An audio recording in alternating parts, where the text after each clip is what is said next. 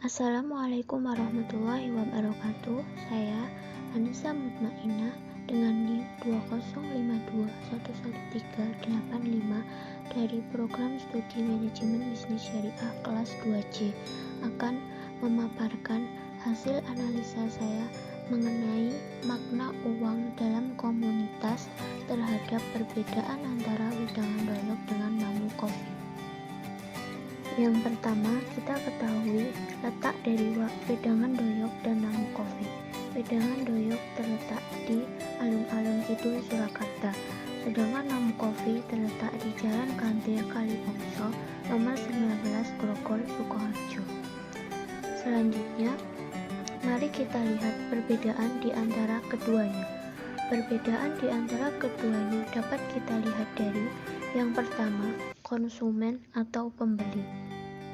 Pembeli dari wedangan doyok mayoritas adalah kaum lelaki, khususnya para orang tua yang ingin memenuhi kebutuhan pangan atau hanya sekedar bersantai.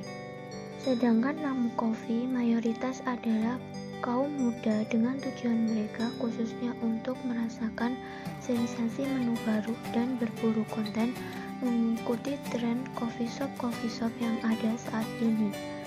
Yang kedua, dari dekorasi tempat.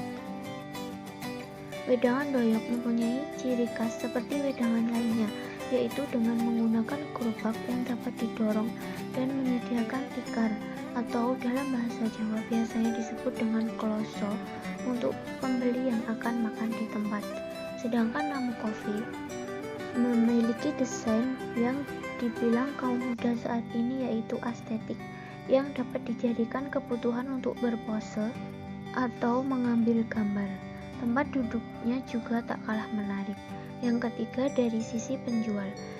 Dari wedangan doyok, penjual dengan berpakaian biasa, seperti pakaian yang digunakan dalam keadaan sehari-hari. Sedangkan namu kopi mempunyai seragam sendiri yang didesain senada dengan tema dekorasi tempat dengan logo khusus dari namu kopi itu sendiri. Selanjutnya, kita lihat dari makanan yang dijual. Makanan yang dijual dari wedangan doyok adalah segala macam gorengan, telur asin, dan nasi bungkus. Minuman yang disajikan dengan gelas kaca biasa. Sedangkan namu kopi menyajikan menu Korean food dan menu minuman Thai tea dengan sajian cup kopi dari namu kopi itu sendiri dengan ciri khas dari namu kopi itu sendiri. Selanjutnya, perbedaan makna uang dapat kita lihat dari segi konsumen atau pembeli. Melihat keduanya memiliki tujuan yang sama dalam memberikan tersebut adalah untuk memenuhi kebutuhan ekonomi. Lalu, apakah makna uang dari kegiatan ekonomi tersebut?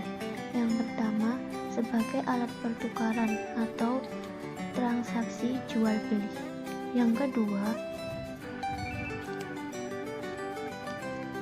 untuk memenuhi kebutuhan pangan.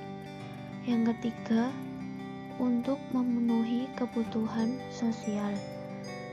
Pengunjung biasanya mendatangi kedua tempat tersebut hanya untuk bertemu dalam hal reuni ataupun pembicaraan yang harus dibahas bersama.